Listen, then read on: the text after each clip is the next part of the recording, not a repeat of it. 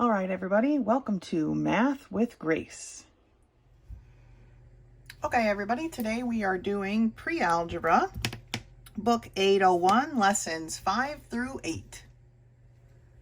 As you may have noticed from your syllabus, we're doing this next few lessons a bit out of order. So we're going to do 5, then 8, then 6 and 7, okay? But you'll see why as we move along here.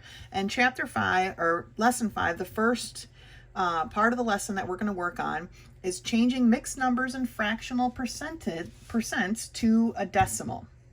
All right, so the example that they give you on page 16, right, is 3 3/4%. All right, and they want you to change that to a decimal percentage and then an actual decimal that we could use in a problem, in an equation, okay? We can't use percentages necessarily in an equation. We have to change them over to a decimal representation that we can then use, all right, in our equations. So first step is changing this to a decimal percent, okay? So 3 is our whole number, so it's going to stay, and it's going to become 3 point something, right? Well, 3/4 is our fractional part. And if we have 3/4 of something, you have how much of it? Well, you have 75% of it, all right? These are decimals, or these are fractions into decimals that we need to start learning, okay? So our decimal percentage is 3.75%. 3 3/4% is the same as 3.75%. Then the next step is to change that over to a decimal, completely a decimal, okay? Now remember, a percentage equals part of 100, okay? If you have the whole pie, you have 100%, right? If you only have 3/4 of a pie, just like our other thing over there, right? You had 75%. You didn't have the whole thing. This piece here, you didn't have, right? So a percentage is always part of 100, and the 100 is a whole. You have one whole pie. Here, you don't have one whole pie, so your number is going to be less than 1, okay? This percentage is 0.75 as a decimal. It is less than 1 because 1 is the whole thing. You don't have the whole thing here.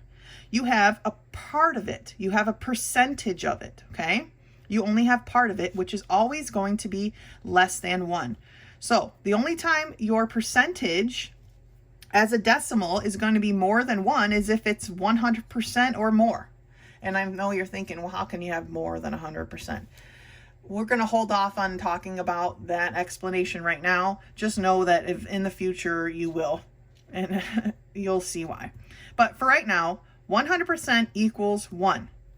Anything less than 100% is part of 1. It's going to be less than 1. It's going to be a decimal, all right? So to do that, we have to move our decimal place, and we move it these 2 spots. If 100% is 1 whole thing, then we moved our decimal 2 points to get there, right? Well, we have to do the same thing over here. So if we move our decimal 2 points, then it's 0 point. Well, this spot's empty, and so we fill it in with a 0, okay? Then we have our 375. So 3.75% in a decimal form is 0.0375. All right, we've moved our decimal place, these 2 spots that we needed to get rid of, and that is the decimal equivalent. All right, let's take a look at some of these problems. Number 1, part A. All right, it gives us 2 1/4%, and they want us to change it to a decimal percent and then to a decimal. So first step is decimal percent. Well, we've got 2 is our whole number, right? And again, like we had before, we only have 1/4. And the word 1/4 gives away what the decimal is. Quarter is how much? It's 25 cents, right? So 1/4 Here we had 3/4. Well, 3/4 was 75. Here we have 1/4. 1/4 is 25. So here is our decimal percent. Now we need to change it to just a decimal. And again, we're going to do that by moving our decimal place two spots. So now we have 0.0225. All right. This is exactly the same as this, which is the same as these are all equivalent. All right. But this is the only number that we can use in an equation. This is the only number we can use if we're actually trying to solve for a 2.25% discount or 2.25% tax, okay? Let's look at part B. B is 4/5%. Now we don't have a whole number here, so immediately we know this is going to be 0 point something for our decimal percent. Now the question is, how many somethings? Well, 4/5, now our pie is broken into 5 parts, and I am not going to be the best 5-part pie maker, something like that. 1, 2, 3, 4, 5. Okay, not quite to scale. Okay, so if we break 100 into 5 parts, how much is each part worth? Well, how many 5s go into 100? All right, 20. Each part is worth 20 pieces of the 100. So here's 20, here's 20, 20, and 20. How much is 4 20s? Well, 4 times 20 is 80, right? So we have 0.80%. So now we have 0.8%, okay? So 4/5 of a percent. It's not even 1%, okay? It's here we had 2 and some odd percent. This is not even 1 whole percent. So we have 0.8%. How do we change that over to a decimal? Same like the rest. We move our decimal place 2 spots. So again, there's a blank here. We fill in with a 0. The 0 that was already there, then the 8. You can drop the 0 at the end because it really doesn't make it doesn't affect the number at all. Okay, so 4/5% is 0.008%, or not percent. The decimal equivalent is 0.008. This is the number we would use in an equation to solve if we needed 4/5%. 0.008. Okay. All right, let's take a look at number 2, because now we're actually using these percentages in a problem. All right. Number 2 says what is 2.25% of 105? All right. So when we read this, okay, so this is our question. Is always an equal sign.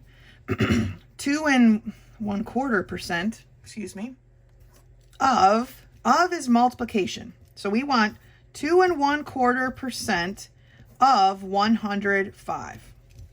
All right. Now, we've already figured out up here in part 1A the decimal equivalent of 2.25%, right? So what is 0.0225 times 105? Okay, that's what we're solving for. So pull out your calculators. If you really feel advantageous and want to do this by hand, go right ahead, but you're welcome to use your calculator, okay? Pull out your calculator and type it in, and you'll find out that 2.25% of 105 equals 2.3625.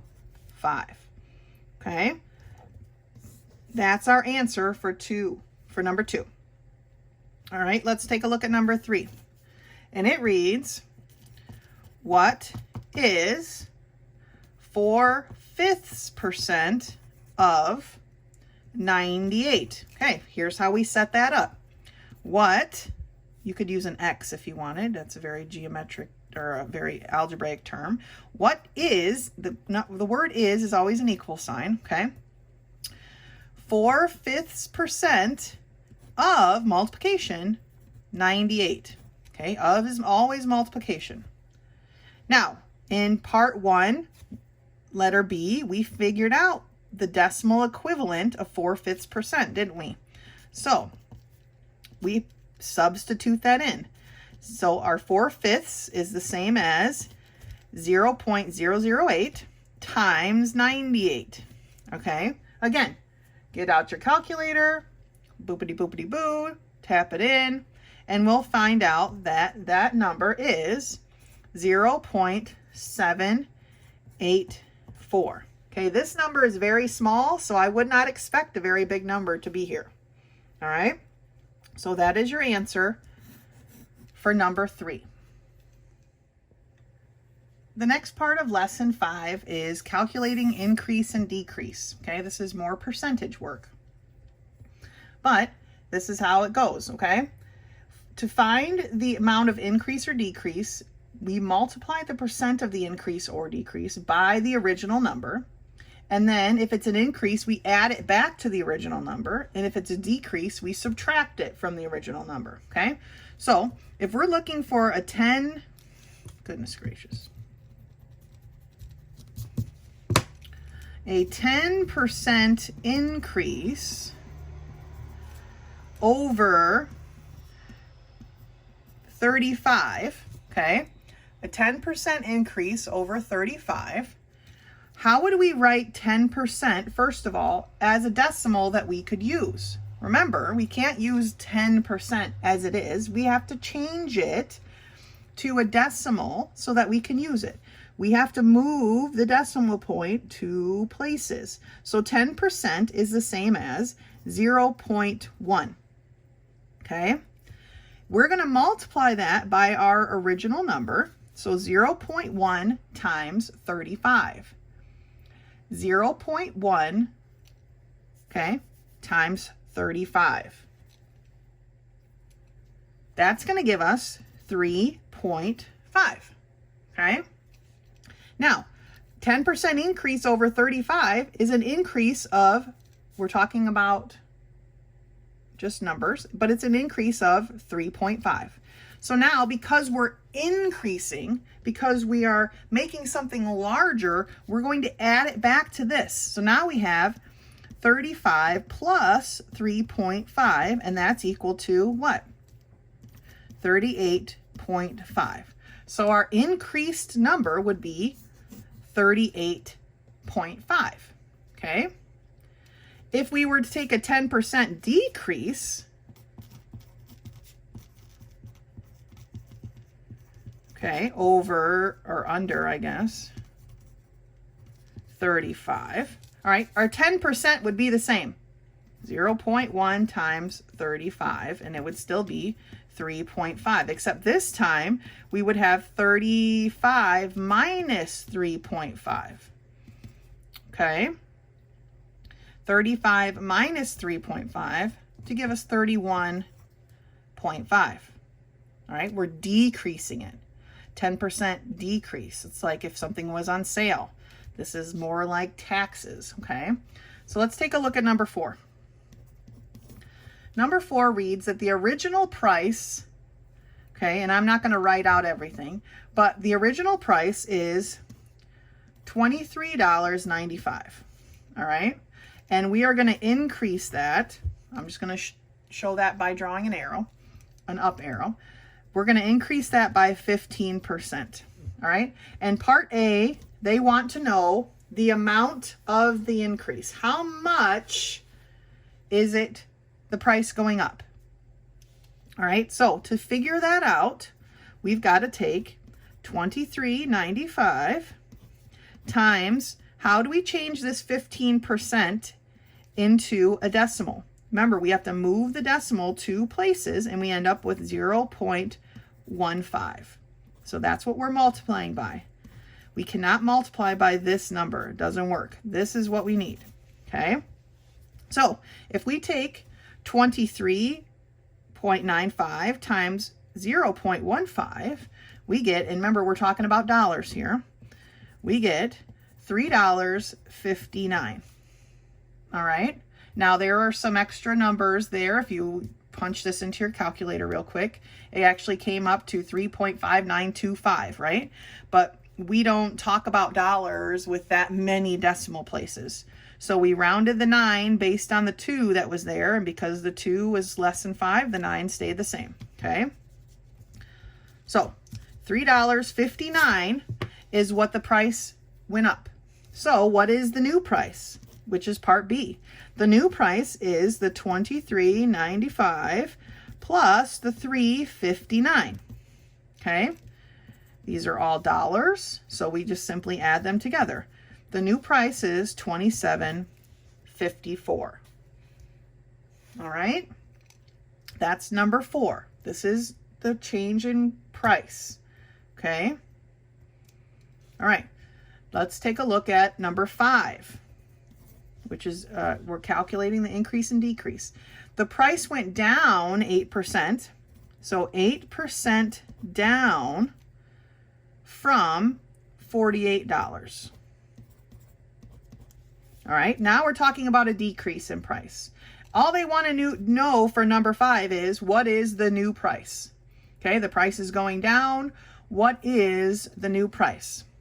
Now, if you look on this page, there is, at the top of this page 17, where these two problems are, they give you a different way of solving this. Each of these parts here are a 2-step problem, right? Well, there is a different way that we can solve this. For increases,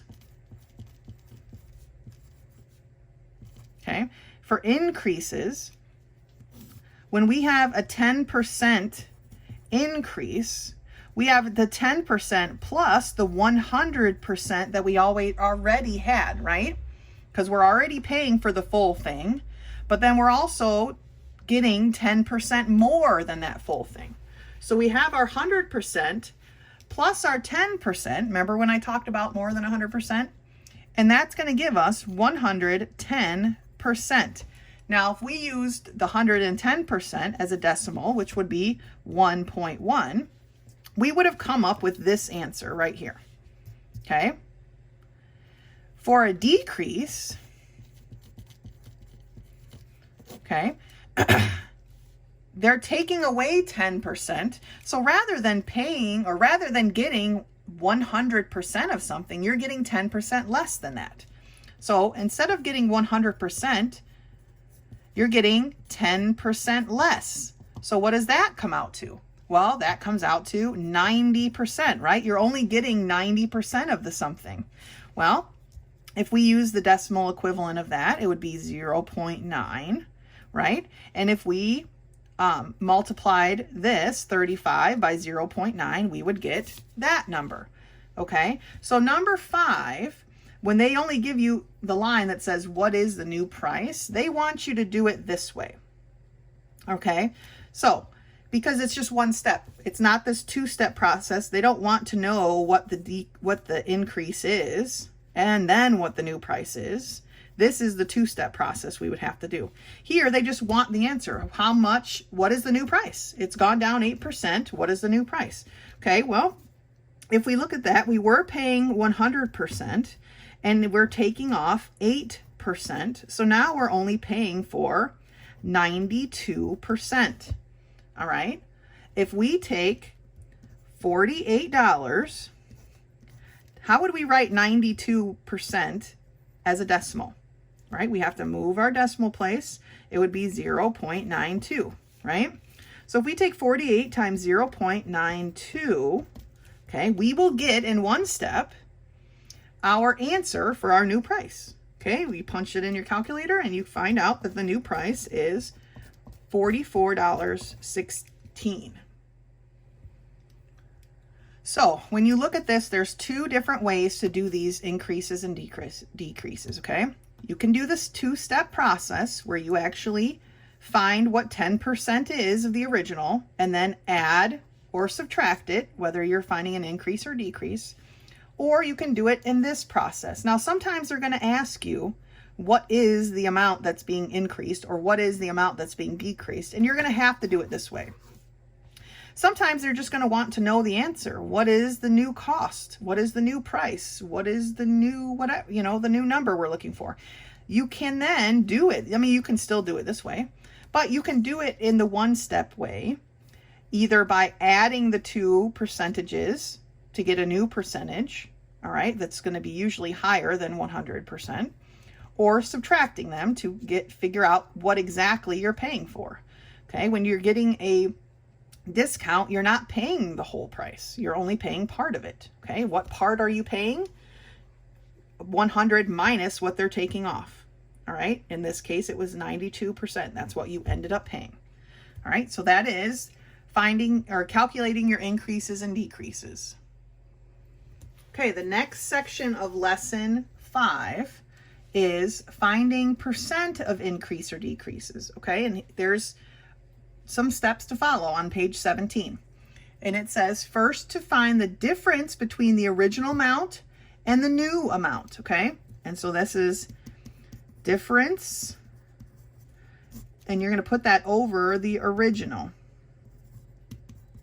Okay, and then you place the difference over the original, and then you set up a proportion, which means you make it equal to n over 100. So part over the whole.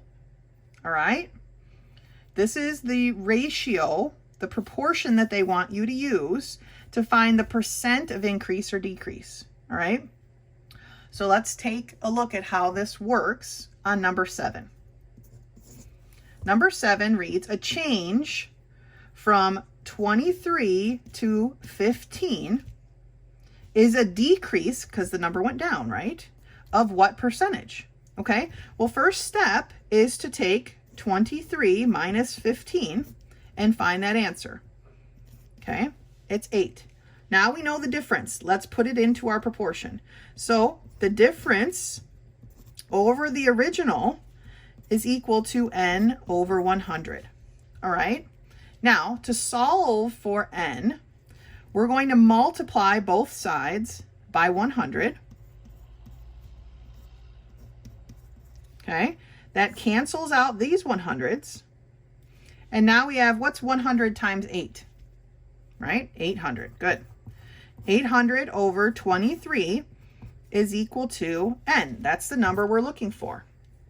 So now you take out your calculator and you divide 800, I've got my calculator here, 800 divided by 23, is that on screen? Yeah, okay, equals 34.782609 equals n, right? But we want a percentage. Here's our percentage, but if you read the directions, they want you to round to the nearest whole percent. So we're going to round this number based on that number, right? A whole percent means to the left of the decimal. So rounding our 4 based on our 7 tells us that our 4 is going to go up, right?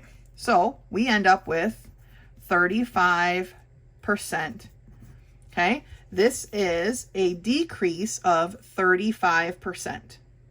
All right, that is your answer for number 7. Let's do another one. Number 8. A change from 56 to 67. Did we go increase or decrease? We increased, right? And well, how much did we increase? First thing we have to do is find out what that change is. So we have to take 67 minus 56. And I know what you're saying. Well, last time we took 23 minus 15, right? We always have to take the larger number minus the smaller number. That's just subtraction, right? We're just trying to see what the difference is between here and here. It's got to be a positive number. Either way, it changed. It went positive.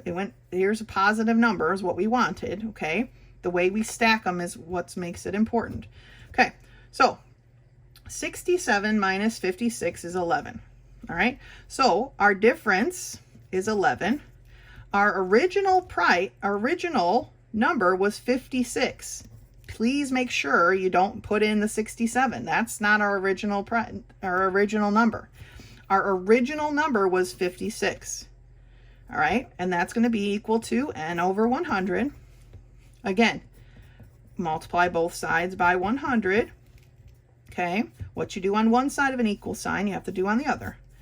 and that cancels out. And now we've got 11 times 100. What's 11 times 100? Well, we just add our 2 zeros to the 11, right? So we've got 1100 divided by 56 is equal to n. Again, pull out your calculator. 1100 divided by 56 equals 19.642857. Lots of numbers. But again, we want just the whole. So we're rounding our 9 based on our 6. Our 6 is greater than 5, so our 9 goes up. Well, where does our 9 go up to? It goes up to a 10. So we have to add a 10 to this 10, and that gives us 20, right? 20%. All right, this was a percentage we rounded. So instead of 19.6 blah, blah, blah, blah, our increase was a 20% increase. So now we're using the change in our values to figure out what the percentage was. The last section, we were using our percentage to figure out the change, okay? It's just the opposite of what we were just doing. Let's take a look at number 9. A change from 45 to 35. Is that an increase or a decrease? It's a decrease, right? We're going down. What percentage is that? Let's figure it out. 45 minus 35 is 10, right? So our difference is 10, our difference between these two numbers, over the original, which is 45, equals n over 100. That's how we're going to set up each and every one of these, finding the percent. Okay. Now, again, we multiply both sides by 100. That cancels the 100s over here. They're gone. 100 times 10 is a 10 with two extra zeros, right? So it's 1,000. Divided by 45 equals n. Again, you pull out your calculator and you say 1,000 divided by 45 equals 2.2 or 22.22222%. Okay. Well, we want the nearest whole number. We're going to round a 2 based on a 2. Our 2's don't change, right? So it's 22% is our answer for number 9. Okay. Our 45 to 35 change is a 22% decrease. All right, and that is our finding the percentage of increases and decreases. And that's the end of lesson 5. Lesson 8 now, which starts on page 29, is percent applications. So maybe now you realize why I wanted to go right from 5 to 8. I know the book likes to spread some things out sometimes. You learn a little bit and then you learn a little bit more. But in this case, because I know some people have a tricky time with percentages, I wanted just to do one after the other. Okay, so yes, you're going to skip forward. That's okay. All right, so on page 29, we start lesson 8, and it is about percent applications. And the first part is commissions. All right, commission is money paid to a salesperson for selling a product. All right, it's usually a percentage. Okay, so if we look at the example, which is 8% commission, okay, on sales of $4,395, all right, this is what we're looking for. 8% commission on sales of $4,395, okay? What is his commission? Well, of is our keyword here. So what is 8% of 4,395? That's what they're asking you. Okay, what is 8% of 4,385? How do we write 8% as a decimal that we can use? All right, we have to move the decimal 2 places, and we end up with 0.08. Now we can put that back in. Okay, 0.08 times 4,395. That's what we're looking for. All right, so let's pull out our calculators, or your watch or whatever you got here, and we've got 0.08 times 4,395, okay, equals. That equals $351.60. Remember, we're talking about dollars because it's commission on sales, okay? So this person who makes 8% commission of his sales made $351.60, right? That was their commission for their sales. Let's take a look at number 1, which is on page 29.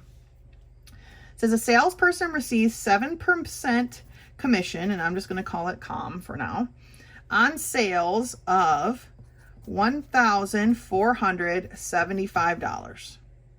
Okay, so what is 7% of $1,475? That's what they're asking you. What is their commission? Well, 7%, how do we write that as a decimal that we can use? We move our decimal place 2 points, and so we can use 0.07. 0.07 times 1,475. All right, punch it into your calculator, and you find out that their commission is, and remember we're talking about dollars here, let's not forget, $103.25. All right, that's our answer for number 1. Number 2, okay, a salesman receives a salary. So now he's getting a salary, and in case you didn't know, a salary means that they get paid this amount of money no matter what, okay? He gets a salary of $1,585 per month, all right, plus 5% commission, okay, of $9,472. Okay, so how that works, and this is, if you ever want to do sales on commission, you'll want to know this, but maybe you never do, and so it doesn't matter. You get this salary, you get paid this amount every month no matter what. But on top of that, added to that, plus that, you get 5% of sales if you sell $9,472 or more. If you don't sell this much, then you don't get this, but you still get this. Okay, that's how commissions and salaries work. You still get this. If you sell more than this, at least this amount or more, then you get 5% of whatever you sold. If you sold $10,000 or $20,000, you get 5% of it. But for this problem, here's what we got. All right, they're asking you, what is his total income? All right, so we've got 2 parts here. First, we know he makes $1,585. Okay, we need to find out what he's getting on his commission over here. So he's getting 5% of $9,472, right? How do we write 5% as a decimal we can use? We've got to move our decimal 2 places. So our decimal is 0.05. We put that in. 0.05 of $9,472. And what is that? Okay, using our calculator, we determine that that is $473.60. Okay, this just falls down because it didn't change. Okay, 1585. Now we can add these 2 things together. So he gets his salary plus his commissions for a grand total of $2,058.60 this month. Okay, that's not per month because his commission value changes. But this month, this is what he made. Or she, it doesn't really, well, it says salesman, so he. Okay, he made $2,058.60 this month. His salary didn't change, but then we had to figure out what his commission was. What did he earn in commissions? He earned $473.60. Okay, that's number 2. All right, so the next section of lesson 8 is percents and story problems. All right, the little bit that they have there for you to read is kind of confusing. and ridiculous because it's telling you that your answer might not always be a whole percentage, but you can just do whatever you want with it. Okay, well, read the instructions. Usually the instructions will tell you, like the instructions for number 3, how they want their percentage written. It will tell you, so you can't always just do whatever you want, but give the answer as they ask for it.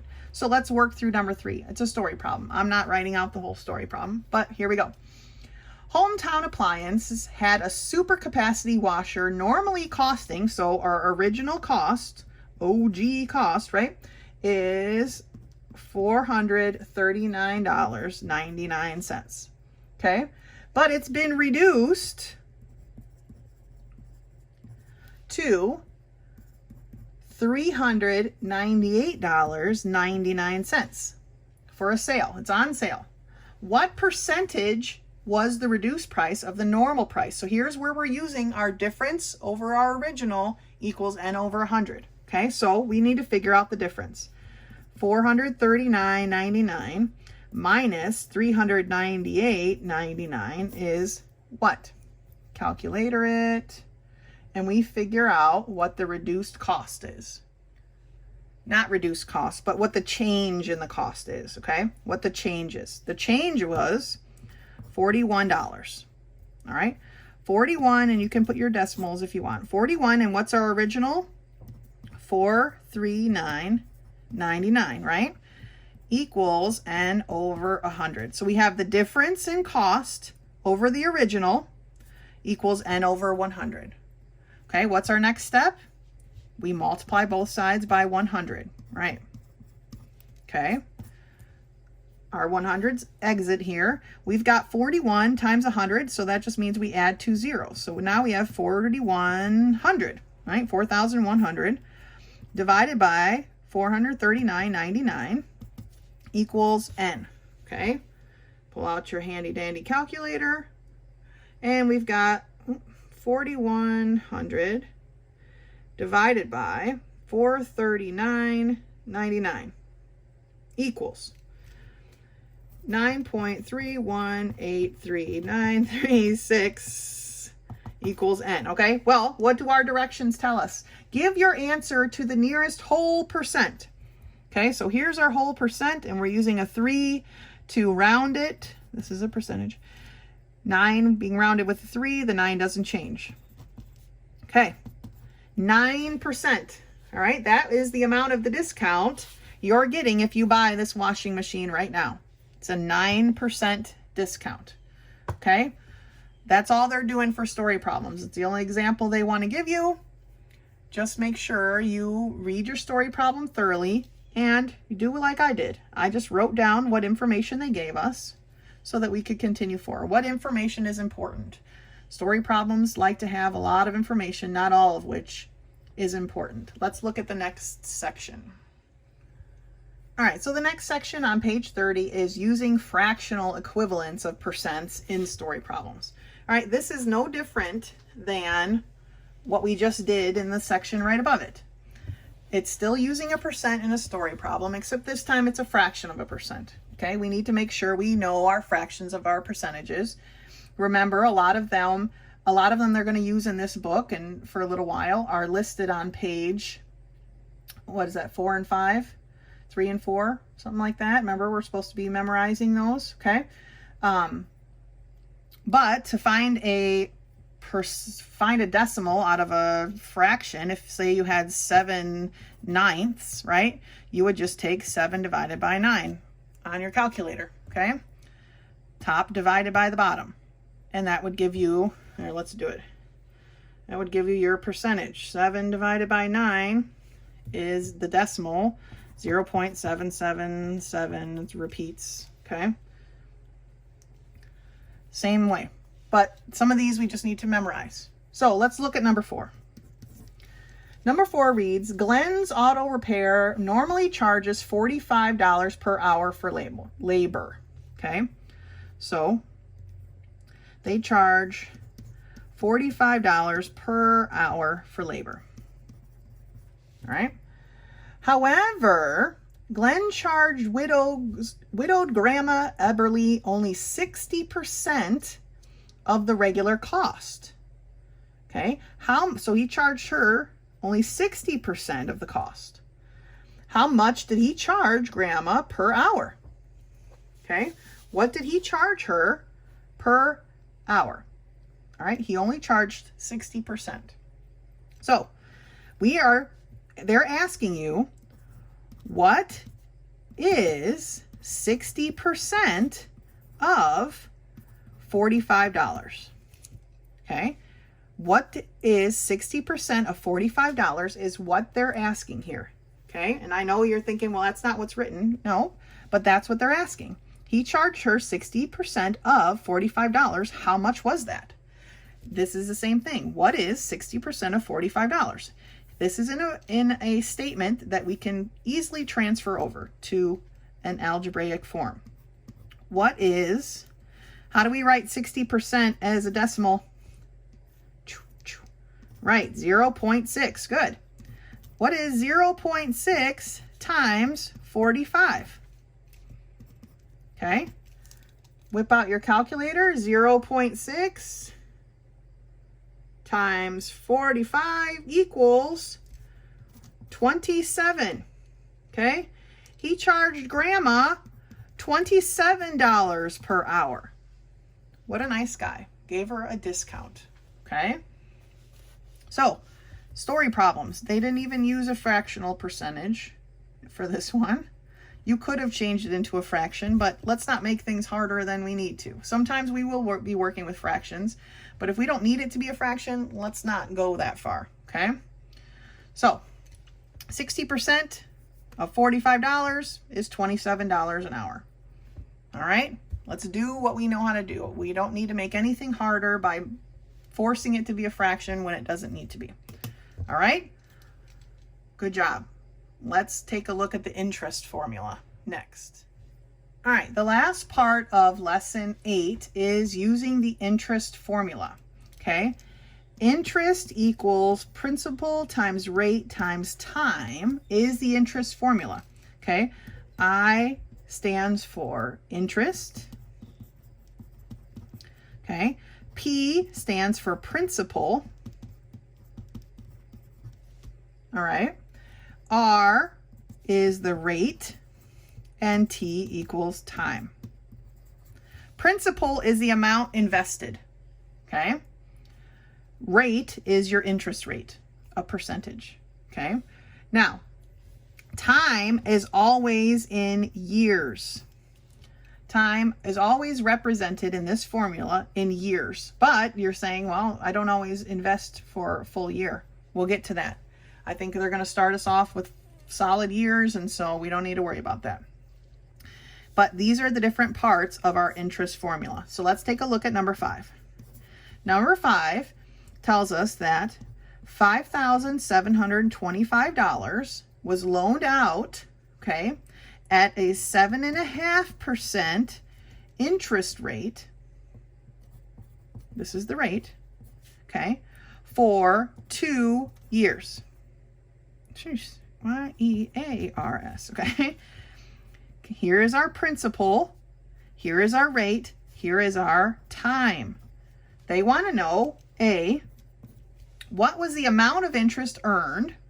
And then for part B, they want to know the total principal with interest. Now, when you earn interest, okay, this is a bank earning interest because they're loaning money out. They're earning interest on you because you had to borrow money. So when they earn interest, they get this amount back plus the interest. And that's how interest works. It's always more. You're always going to pay more if you have to take a loan out on something. So for part A, the amount of interest earned, here's how we do it. Okay, using our formula. Interest equals what? Our principal, which is $5,725, times our rate. All right, well, how do we rate 7.5% as a usable decimal? First, let's make it a percentage decimal. You should know that 0.5% is 0.5. So now we've got 7.5%. How do we change that over to an actual decimal? Again, we move our decimal 2 places. I'm gonna draw my arrow down here, okay? 2 places, so it's 0.075. That's our number. Oh, I wrote it really close. 0.075. We're going on a little curve here. And for how long? Our time. Remember, we have to have all 3 parts. 2 years. We put all this into our calculator. 5,725 times 0.075 times 2. And we find out that our interest that we are going to pay, remember it's dollars, we're talking about money here, is $858.75. Okay, so that's your answer to part A. What is the amount of interest that will be earned on this loan?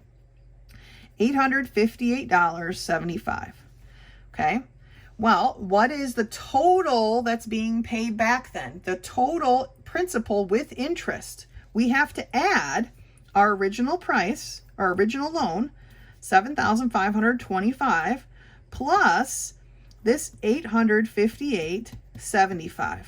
Okay, we add those together to find out that the total principal with interest is $6,583.75.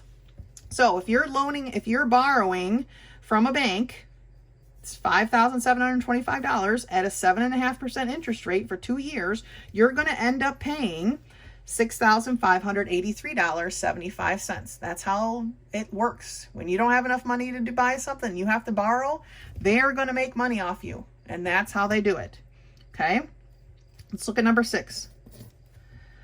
$300 borrowed at 4.2% for 1 year. All right, let's first label our parts. The $300 is what? It's our principal. The 4.2% is our rate, and the 1 year is our time.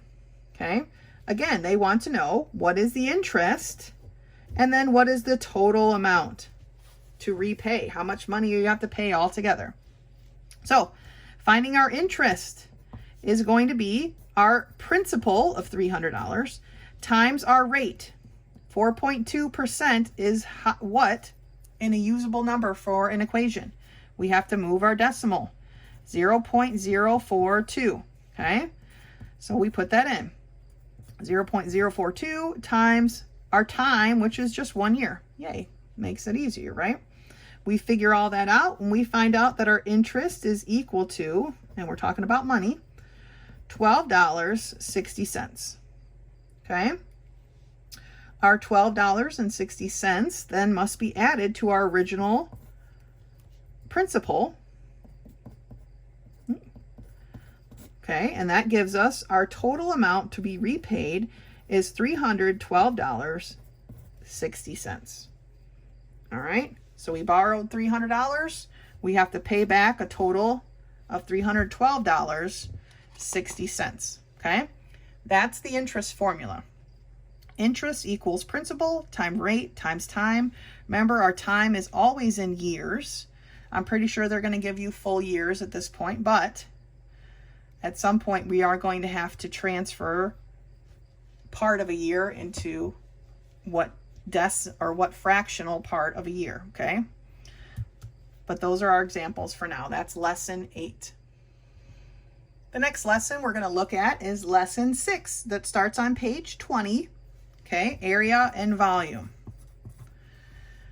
All right, so finding the area of a parallelogram is where we begin, okay? And here is a parallelogram. Remember, a parallelogram has equal and parallel opposite sides. That's what makes it a parallelogram. Okay, this side is equal to this side is equal to this side, and each opposite side is parallel to the other. These two are parallel, these two are parallel. That's what makes it a parallelogram. The area of a parallelogram is the base times the height.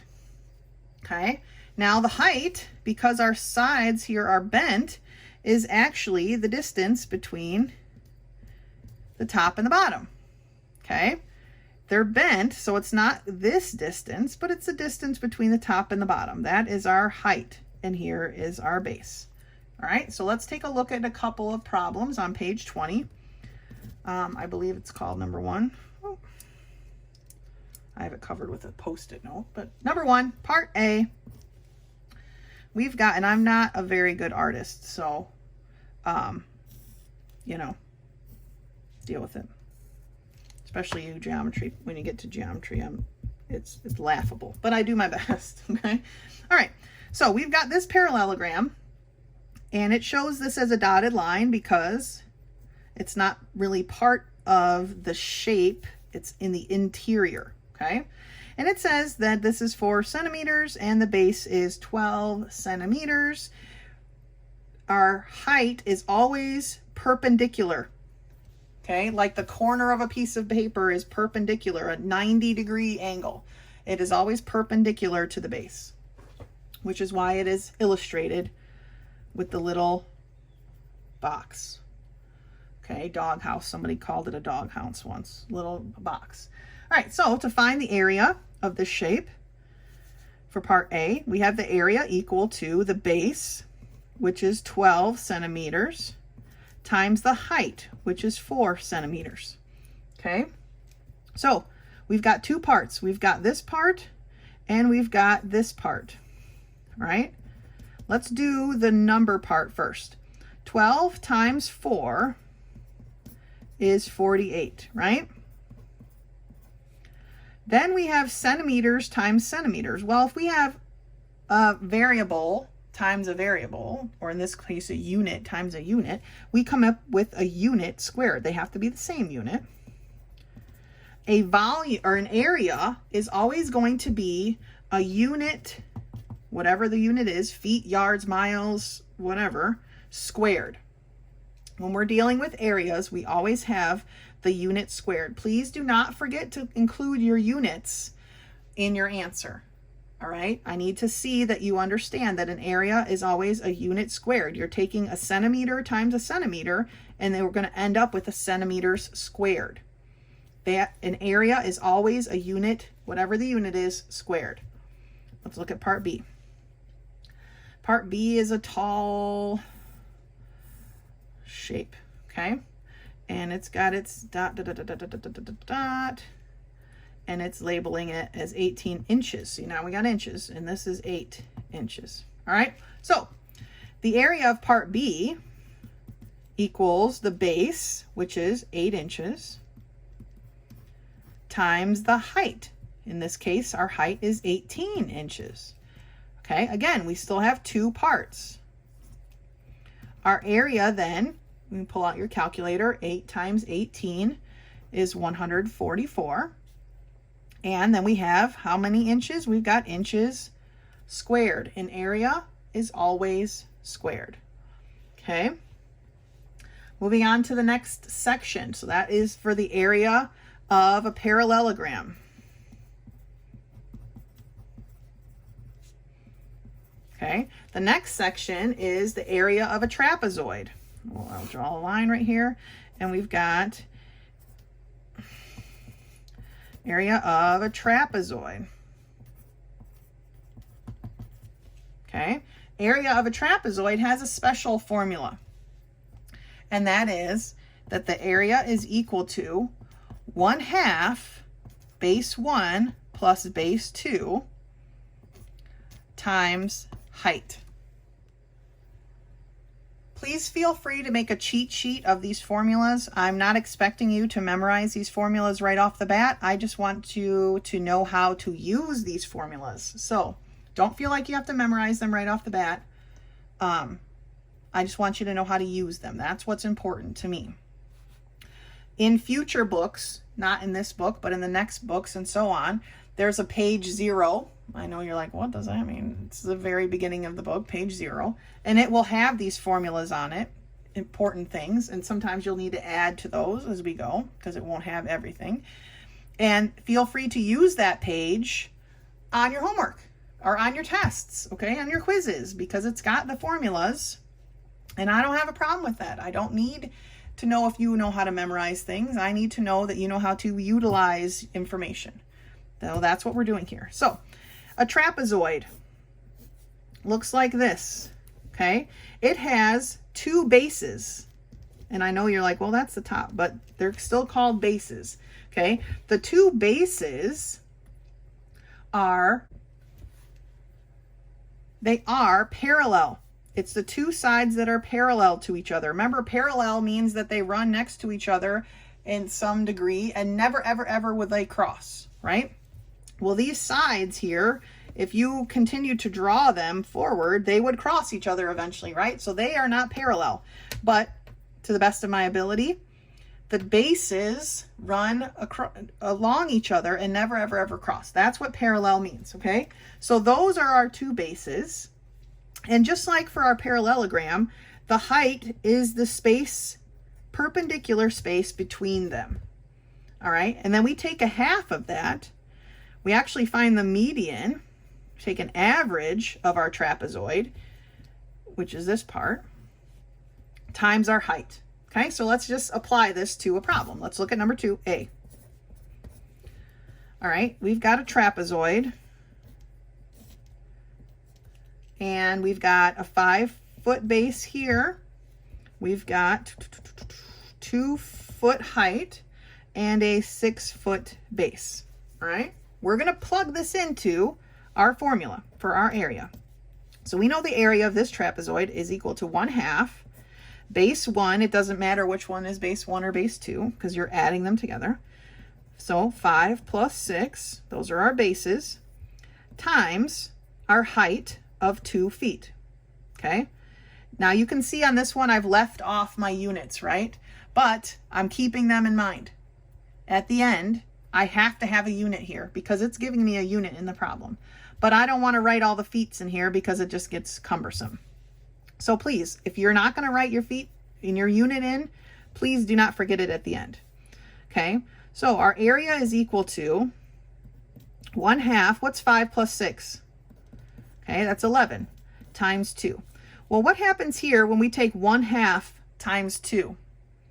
It becomes a 1, right?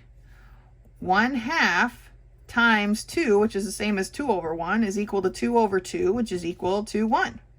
They cancel each other out. So the area of our trapezoid is 11 what? It has a unit. Let's use it.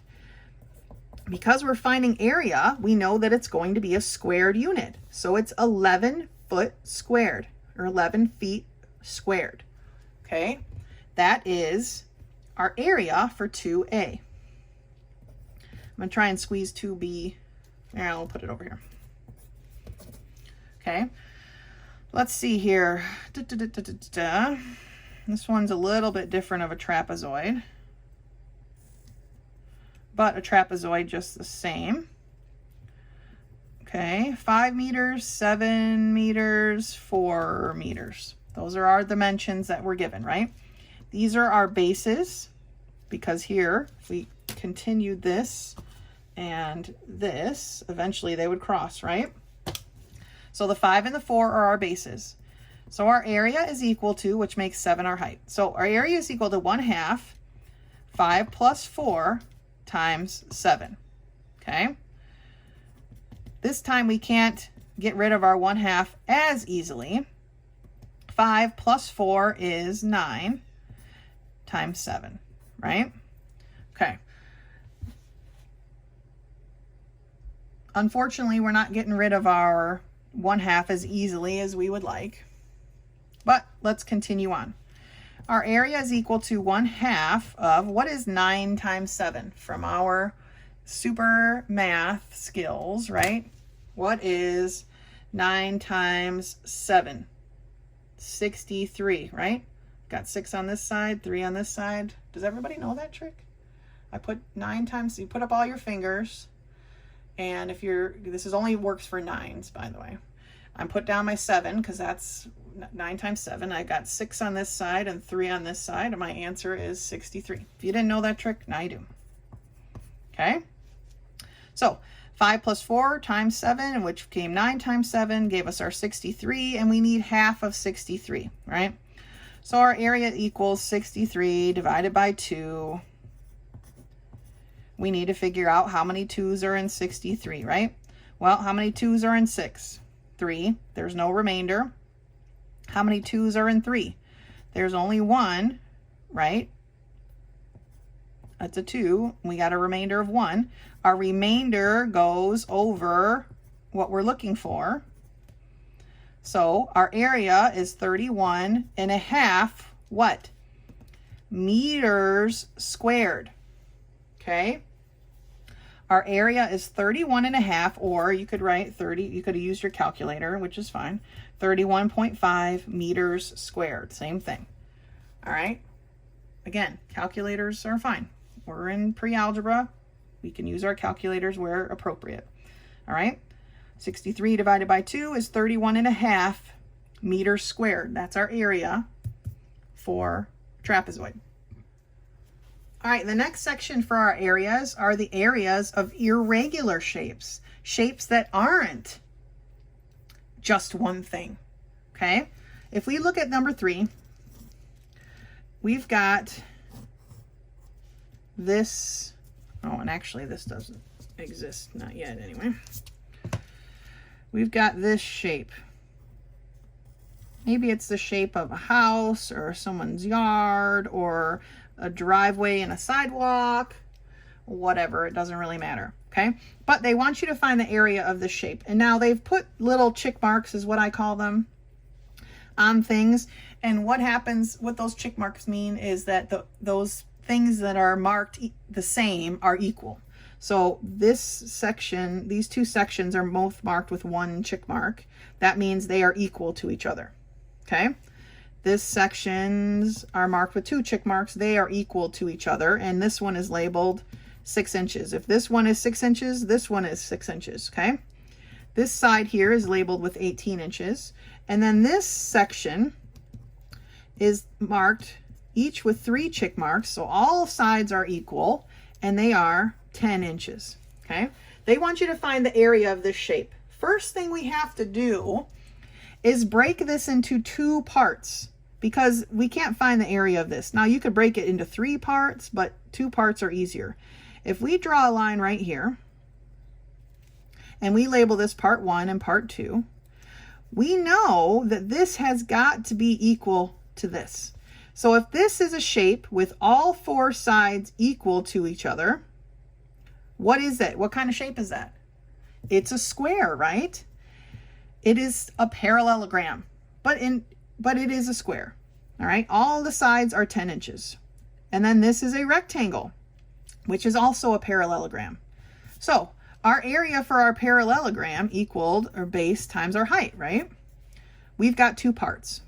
Area of part 1, and I'm just going to label it with a little lowercase 1, a subset 1, okay, is equal to 10 times 10, right? Our base, because this is a square, and our height are the same number. So area of shape 1 is 100 inches squared. The area of part 2, this part here, is our base of 6 inches times our height of 18 inches. Okay, well, 6 times 18 is 108 inches squared. Now, that's the area of each section apart. We need the area of the whole thing, so we just add them together. Okay, the area of the whole shape equals 208 inches squared. Okay, we found the area of this section and the area of that section, and we add them together. That's how we find the area of irregular shapes. Let's do another one, number 4.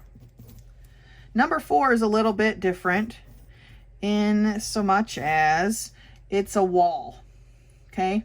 They want to paint this wall, but obviously they don't want you to paint the door or the window, okay? The wall is 11 feet by 24 feet. Okay, the window is 5 feet by 5 feet, and the door is 4 feet by 8 feet. Okay, this, we actually have 3 parts to this problem. First of all, we want to know how big our wall is altogether. I'm going to label this 1, okay? The area of, and these are all parallelograms, right? Squares, rectangles, parallelograms. Okay, so the area first that we want to find is the area of our entire wall. Yes, I know we're not painting the whole wall, but we still need to know how big our whole entire wall is. All right. Then we need to subtract from that the area of our window and the area of our door, right? Because we don't want to paint the window or the door. So we need to take those away. So in the end, we're looking for area 1 minus area 2 plus area 3, okay? We're gonna add area 2 and 3 together and subtract them from area 1, and then we'll know how much paint we need, how much we're actually painting. All right, so let's find area 1 first. Area equals base times height. So area 1 is 11 times 24, right? Punch it in your calculator. 11 times 24 is 264 feet squared. Always a square when we're talking about area, a unit squared. Okay, let's find the area of the window. Well, the area of the window is 5 feet times 5 feet, right? Well, 5 times 5 is 25 feet squared. All right, that's how big our window is. Finally, let's find the area of our door. All right, our area of our door is 4 feet times 8 feet, or 32 feet squared. Now we've found the area of all the different parts, we can figure out what we need. We need the full wall, right, minus the combined area of the window and the door, because we don't want to paint the window or the door. So we need to subtract them both. Okay, 264 minus 25 plus 32, okay, or 57, right? 5 and 2 is 7, 2 and 3 is 5. Okay, 64 minus 57 tells us that we are painting 207, remember our unit, feet squared. Okay, that is the total amount of wall space that we are painting after we take away the window and the door. Okay, do you see how we did that? We had to find how much space this wall took up, then subtract the window and subtract the door. That leaves us 207 feet squared that covers all the space around them. All right, these are irregular shapes. They come in all different weird things. You have to break them into parts and work on them in that manner, okay? But don't forget your end goal of what you're looking for. All right, let's take a look at some volumes now. All right, on page 22, we start talking about volumes. Now, when we were talking about areas, our unit was always squared, right? Well, when we're talking about volume, our unit is cubed this time, okay? Our unit will always, our answer will always have a unit cubed. Okay, let's look at the examples they have here and take a look at the different formulas, okay? For the triangular prism,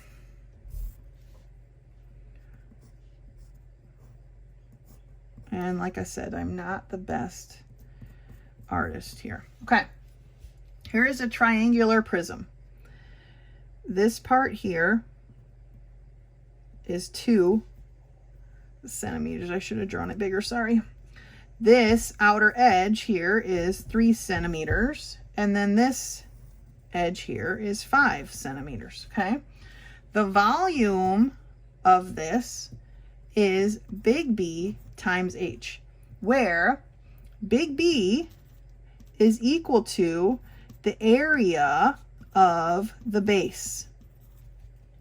The area of the base is this triangle. They shaded it in for you to represent, to have it represent a base. Does anyone remember what the area of a triangle is? Okay, the area of a triangle equals what? It's 1/2 base times height, right?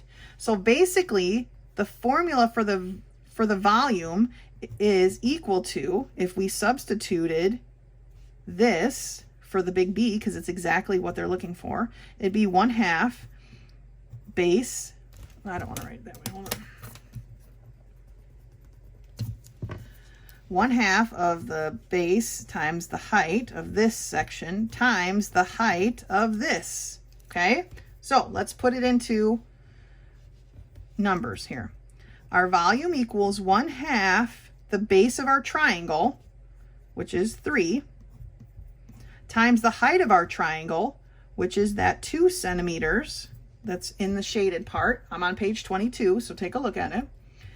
All of that times the height of our prism, which is 5 centimeters.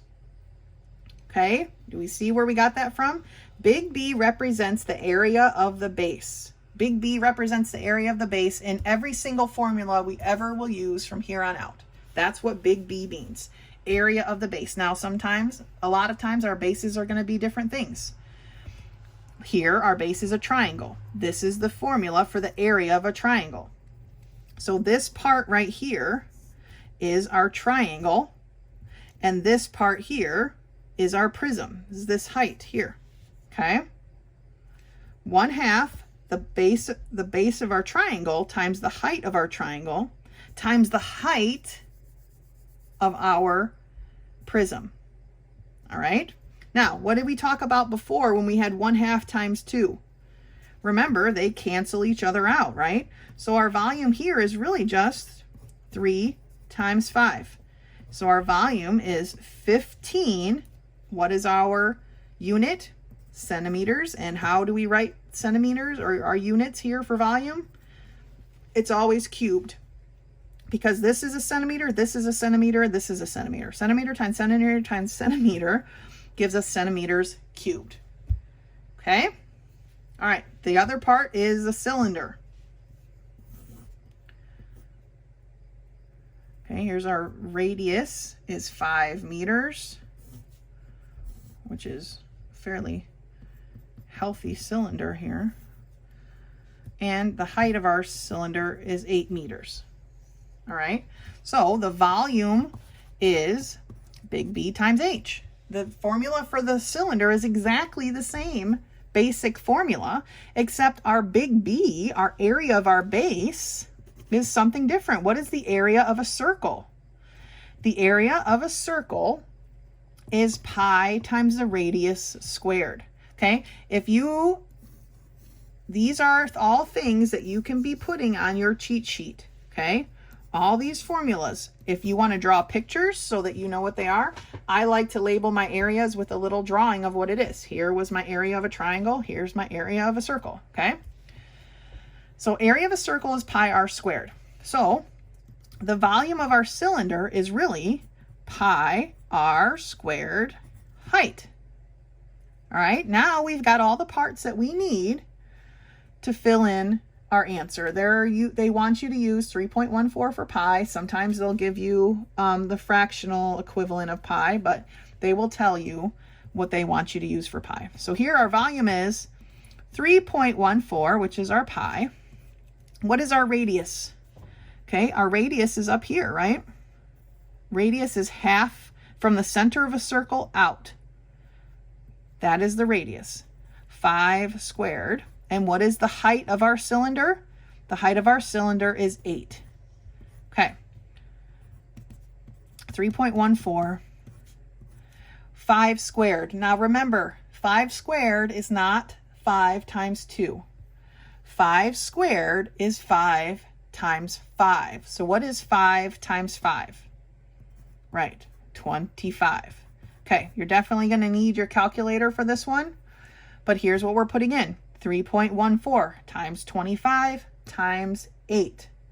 All right, 3.14 times 25 times 8 gives us a volume of 628. What is our units? Meters cubed. Okay, that is the volume for those two shapes. Now let's actually take a look at some of the homework problems. Number 5.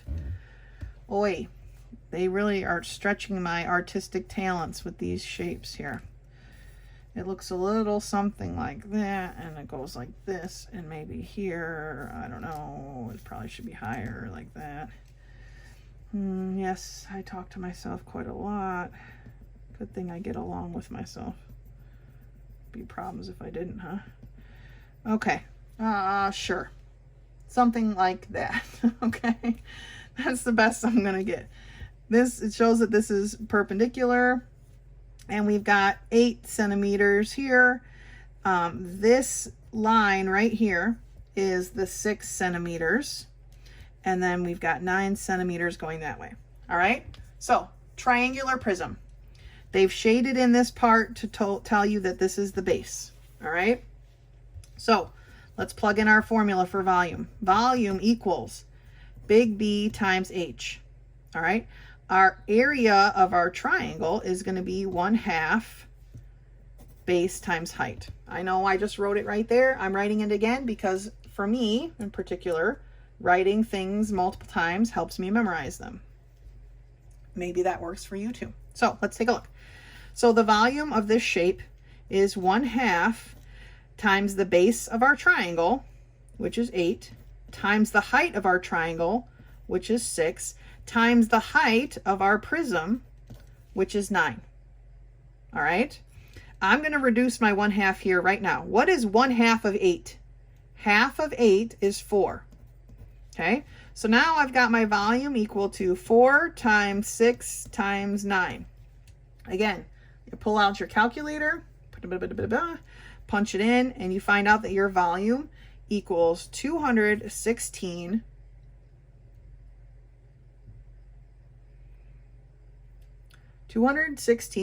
centimeters cubed. All right, sorry about that. I forgot my thing. Centimeters cubed. Volume is always cubed. Okay, 216 centimeters cubed for number 5. Let's take a look at number 6. Number 6 is a super long triangular prism. Okay, it is 14 feet long, and then we've got 4 feet here and 3 feet here. This is obviously not drawn to scale. They want to know the volume. Okay, this is our base over here. The triangle in a triangular prism is always our base. So our volume equals big B times H, and our big B is the area of the triangle, which equals 1/2 base times height, little b times height, right?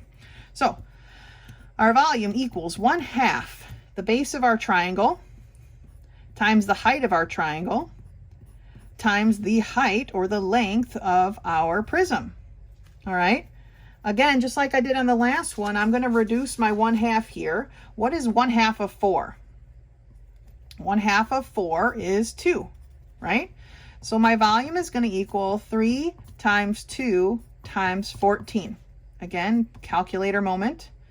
Punch it in. 3 times 2 times 14 gives us a volume of 84. What are our units? Feet cubed. Okay, so the volume of this triangular prism is 84 feet cubed. Let's take a look at some cylinders. All right, number 7 on page 23 gives us this cylinder. They've shaded in. The circular part is always our base. Okay, they've given it in shade this time. So the volume equals a big B times H, and the big B is equal to the area of the circle, which is equal to pi r squared, right? So our volume is equal to pi times our radius squared. What's our radius? Our radius is 6 feet times our height of our cylinder, which is 7. Okay, so our volume is going to equal, and it tells you to use 3.14. 3.14. What is 6 squared? Remember, it's not 6 times 2, it's 6 times 6. 6 times 6 is 36, all right? Times 7, which is the height of our shape, okay? Pull out your calculator, punch it in, and you find out that the volume of this cylinder is 791.28. Our unit is feet, and volume is always cubed. Okay, 791.28 feet cubed. All right, one more volume problem. And this time they're drawing it this way, just to mix it up. Just make me earn my stripes here. So our radius is 7 inches and the height of our cylinder is 15 inches. Okay, so volume equals big B times H. Big B equals the area of the circle, which is pi r squared, right? So volume equals pi times the radius squared, or 7 squared, times our height, which is 15. So 3.14, 7 squared is what? 7 times 7 is 49. That one doesn't ring a bell as nice as the 6th one, but you know, we do what we got to do. All right, calculator, plug it in. We find that our volume is 2,307.9. What are our units? Inches, right? And volume means cubed. 2,307.9 inches cubed. Okay, that's our volume for number 8. And that is our lesson 6. Our final lesson for this week is lesson 7, and it starts on page 24, and it's titled Expressions. And the way we start with that is multiplying expressions that include variables. Okay, 3 and 6n. These are the example variables they give you. We can't add these together because they aren't like terms, but when we're multiplying, that doesn't matter. Okay, we can multiply things that are not like. We do it all the time. Okay, so how we do that is we multiply our numbers, or our whole numbers, by our whole numbers, or constants as they'll be called, and then we multiply our variables by our variables. Kind of like what we just did when we did our volumes, right? And our areas. We multiplied the constants and then we multiplied the units together, right? That's how we got cubes and squares. This is exactly the same. That's why we did these two lessons together, 6 and 7, okay? So if we multiply our constants, we get 18. If we multiply our variables, well, this doesn't have a variable, so it's just n. All right, so 3 times 6n is 18n. Same here. Okay, 10 times 6 is 60. Y times 1, basically, because there isn't another y, is just y. Okay, they write this one differently, but it means the same thing. 2 times 8 is 16. N is just by itself, so 16n. Now, it's not always going to be that the variable that you only have one, but for these examples, that's how they show them. Let's take a look at number 1, part A. Again, I'm on page 24, so you should be filling these in as we go. 3 times 7h. Okay, we multiply our constants together, and we get 21h.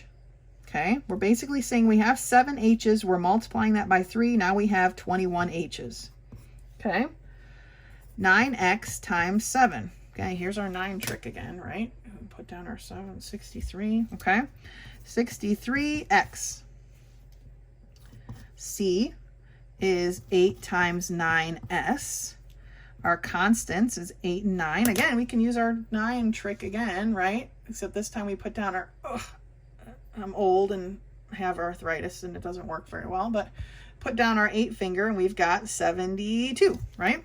72 S's. And part D is 5C times 6. 5 times 6 is 30, so we have 30C. And that's it for multiplying expressions with variables, right? We've multiplied the constants and then we multiply the variables. In these examples, they only had one variable, so it wasn't too complicated, but that's how they're done. Let's take a look at the next section. Okay, this next section, starting on page 25, is the order of operations with exponents and square roots. All right, we've got to remember our order of operations. Please excuse my dear Aunt Sally. Okay. Parentheses first. Exponents or square roots. They kind of added that one later, so it doesn't quite fit with my please excuse my dear Aunt Sally thing. This is then multiply or divide, and then add or subtract. Okay. Here are order of operations. Order of operations with exponents and square roots. If you look at the top of page 25, it's got an order, 1, 2, 3, 4. Simplify the numbers inside parentheses, okay? Simplify the numbers with exponents or square roots. Then we multiply or divide. Then we add and subtract, okay? Add or subtract. All right, let's take a look at, there's a whole bunch of these. Let's take a look at them. Here we go. 2a. It's written like this: 14 divided by the quantity 5 plus 2 plus 3 squared. Okay, so what are the first parts of this that we're going to do? We've got to do this first and this before we do anything else. So we're left with 14 divided by, because that's, we can't get to that yet. What is 5 plus 2? Is 7, right? Plus, what is 3 squared? Remember, it's 3 times 3. 3 times 3 is 9. Okay, now we've got a whole nother equation. It's the same equation, we've just simplified it. But we still have to follow our order of operations. Okay, now we don't have any parentheses or exponents, but the next thing on our list is multiplying or dividing. So this comes before this. Do not add 7 plus 9 and then try to divide that into 14. That will not work. 14 divided by 7 is what? How many 7s are in 14? 2, right? 2 plus 9, okay? Adding and subtracting is the last thing on our list, so we can do that. 2 plus 9 is 11, all right? This is how we simplify these expressions. We've got to follow our order of operations. Let's look at B, 2b. 5 squared divided by 5 plus 5 minus 1. Okay, there's quite a bit going on here, even though it might not seem like it. But this is our first step. 5 squared. What is 5 times 5?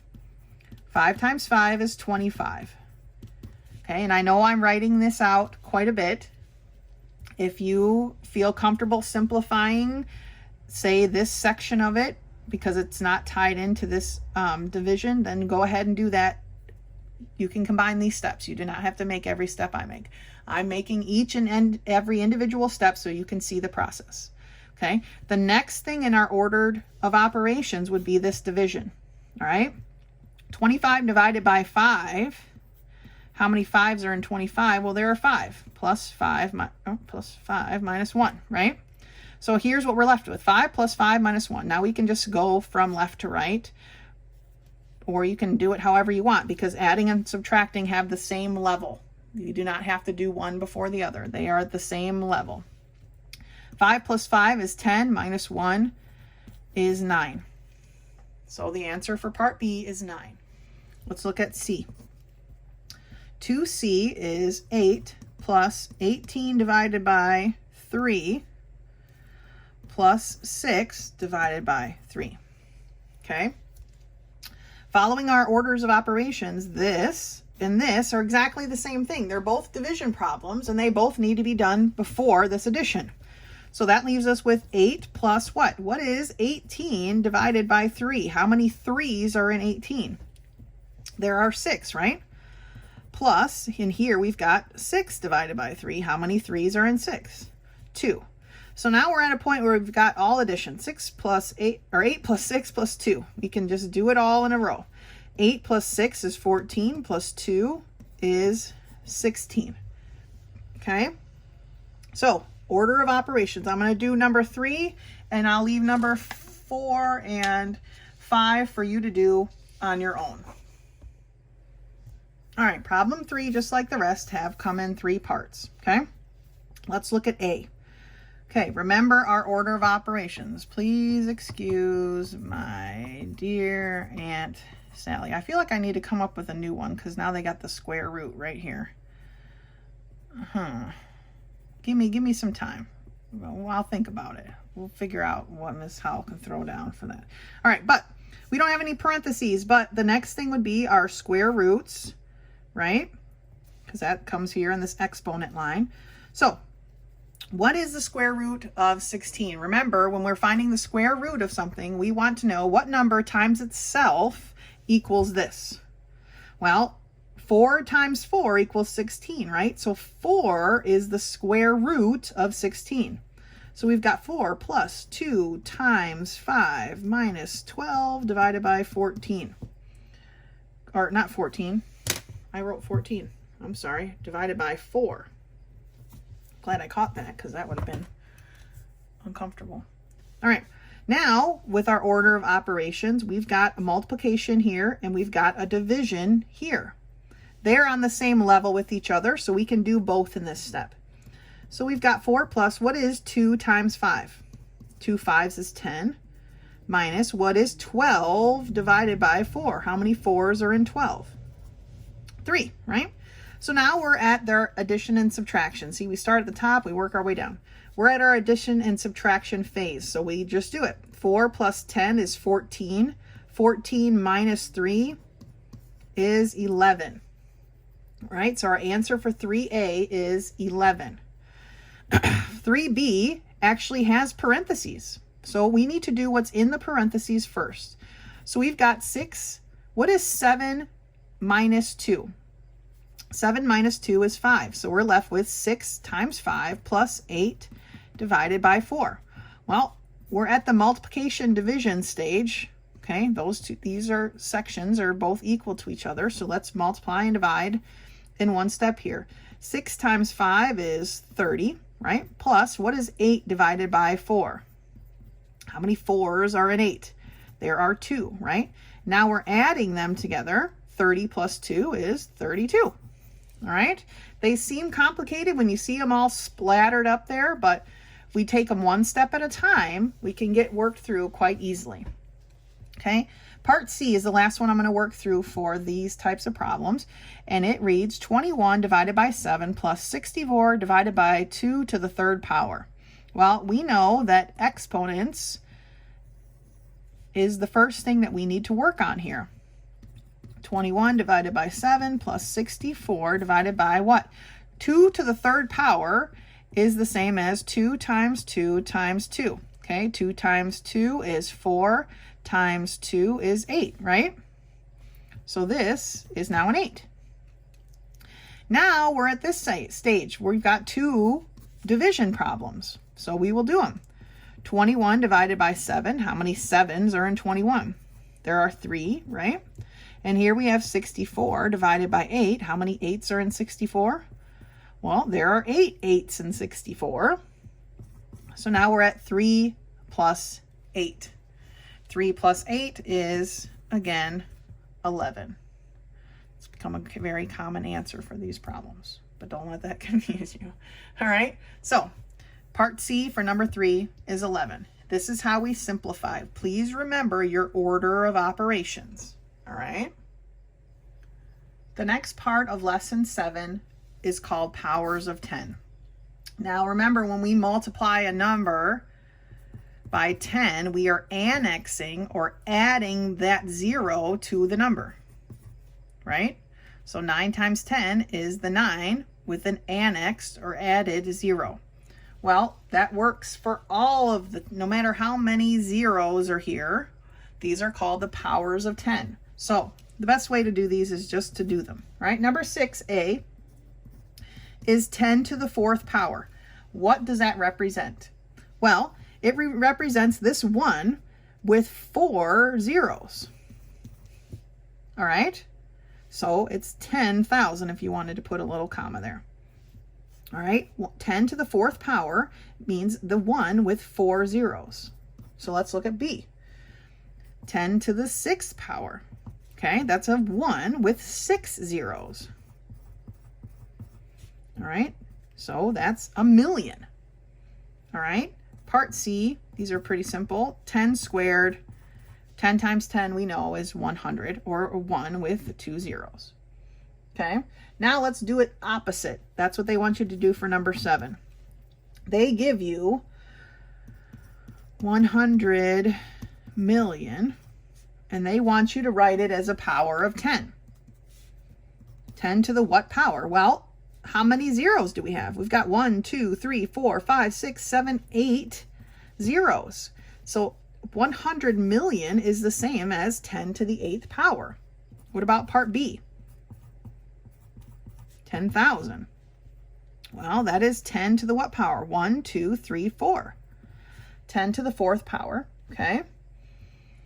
Part C is 1,000, which is 10 to the 1, 2, 3 zeros, so 10 to the 3 power, okay? And that's a simplified look at the powers of 10. The very next section, this was on page 26, okay? The very next section right after that is called the exponents 1 and 0. Okay, exponents 1 and 0 have special properties. Okay, any number with an exponent of 1 is equal to that number, just like a number times 1 is equal to that number. And any number with an exponent of 0 is equal to 1.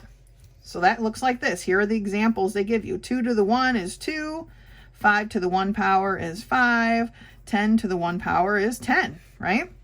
Where vice versa, 2 to the 0 power is 1. 5 to the 0 power is 1. 10 to the 0 power is 1. Any number to the 0 power is always going to be 1. Any number to the 1 power is just going to be that number. So let's look at number 8 real quick. We'll just zoom right through these, right? 8a, 14 to the 0 power is 1. Good. B, 14 to the 1 power, the first power is, yes, 14. Okay.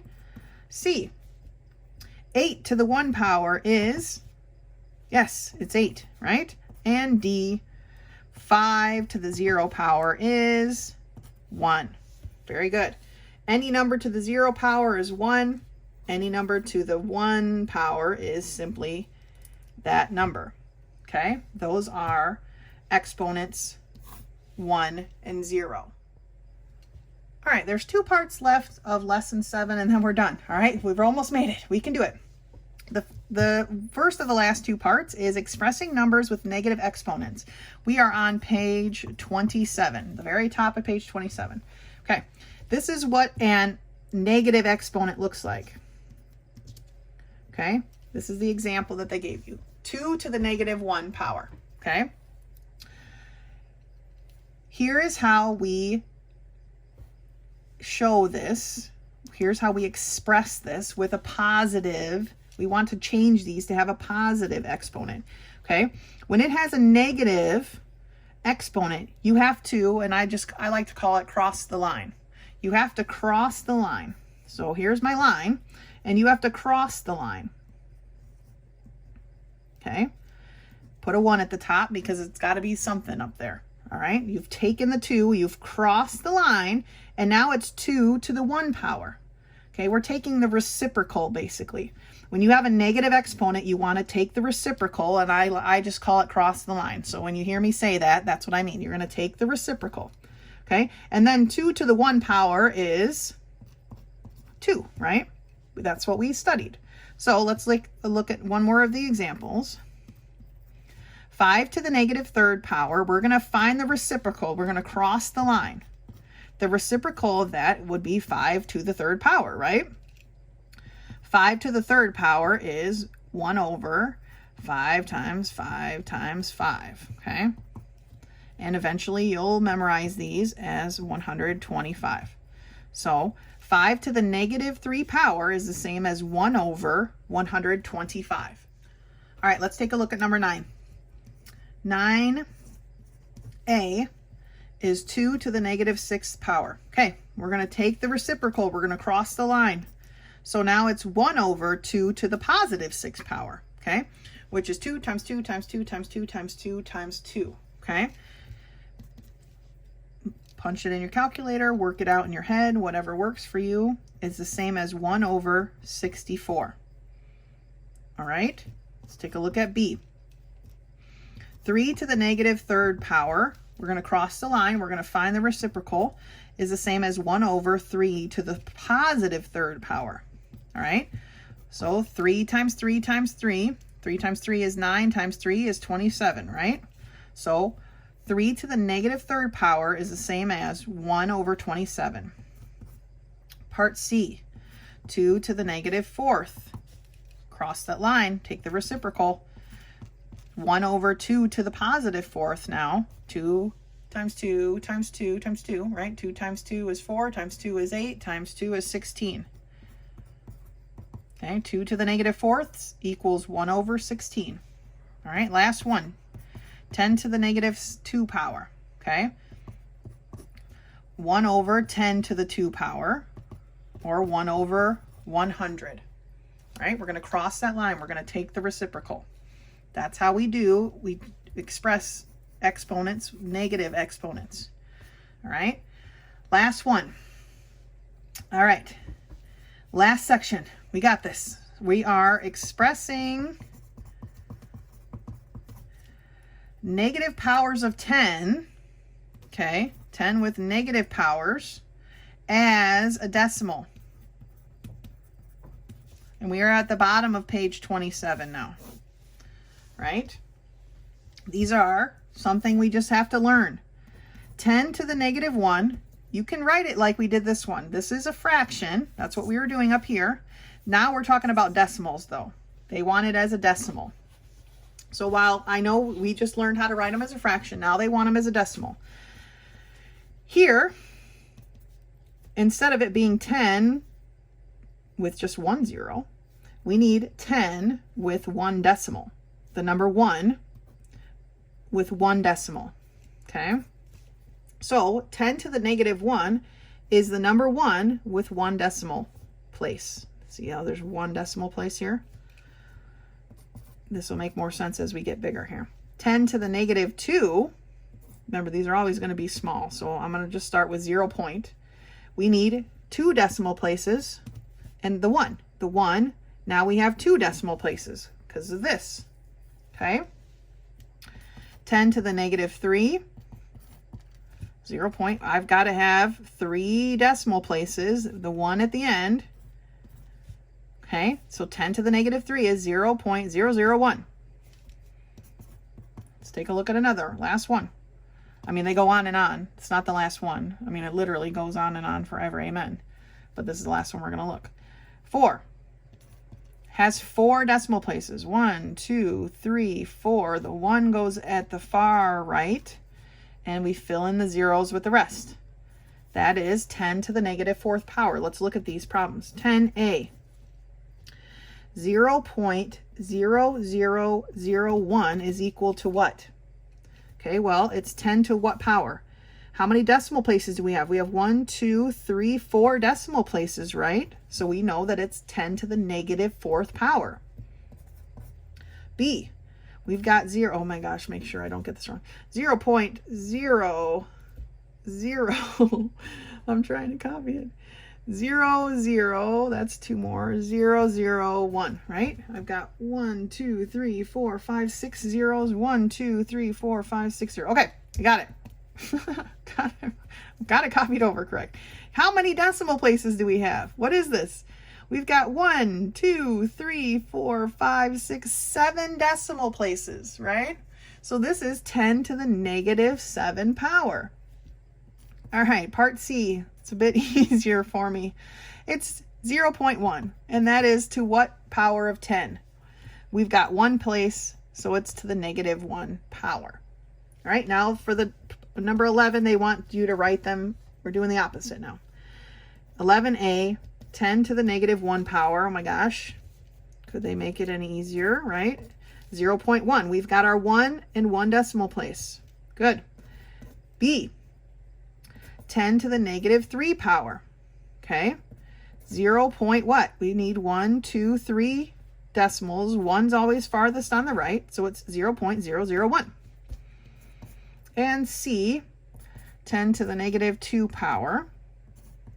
We need 2 decimal places with the 1 in the furthest right, so it's 0.01.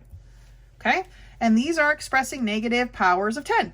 All right, not too complicated. Remember that the exponent represents our number of decimal places. Okay, those are our lessons for 7. That is it for this week. You guys did amazing. Until next time.